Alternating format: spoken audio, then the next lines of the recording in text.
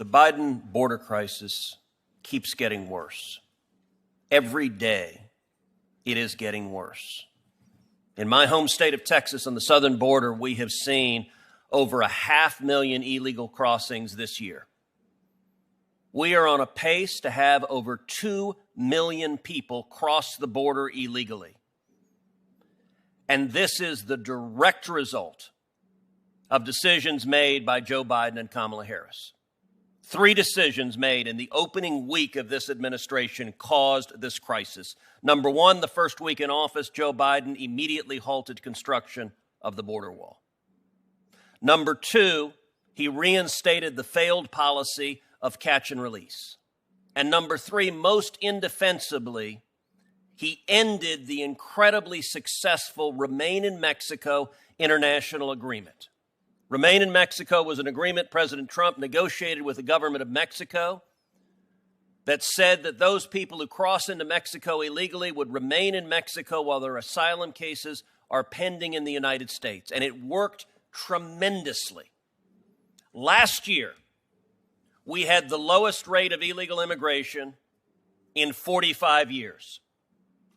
This year, we have the highest rate of illegal immigration in over 20 years.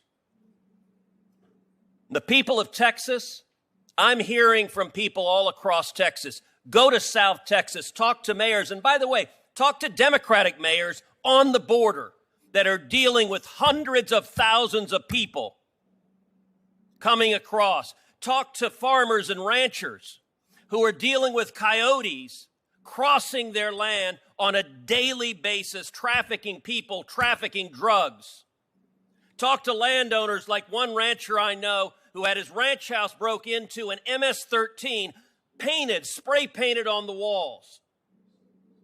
And the answer from the Biden administration is they don't care. And I've got to say, Mr. Chairman, it is painful to say the answer from the Democratic Judiciary Committee is the Democratic Judiciary Committee doesn't give a damn. We're not having a hearing about the crisis on the southern border.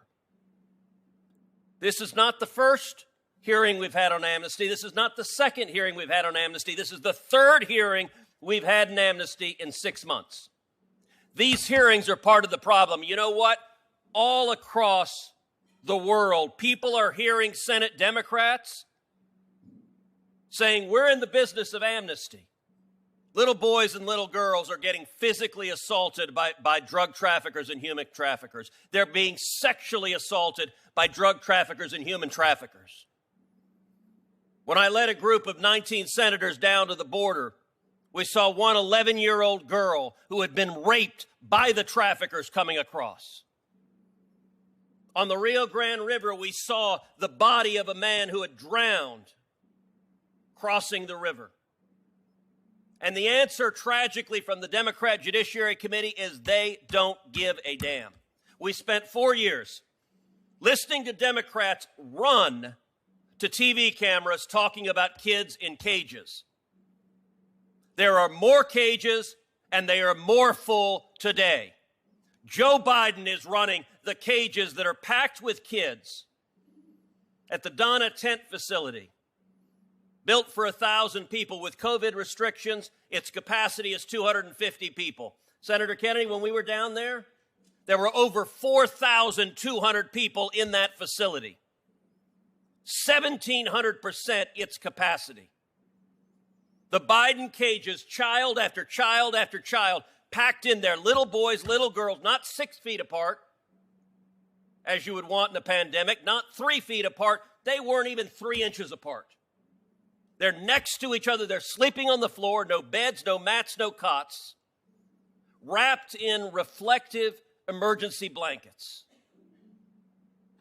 The time we were there, the rate of COVID positivity was over 10%. And the Biden administration is releasing illegal aliens into our community who are COVID positive. It is irresponsible. It is wrong. And every Democrat who said to a TV camera, kids in cages, Mr. Chairman, why doesn't this committee have a hearing on the Biden cages? Instead, we have a hearing with the Secretary of Agriculture. Mr. Secretary, if we were having a hearing on the optimum fertilizer for growing corn, I think you might be a very good witness. Does the Department of Agriculture secure the border?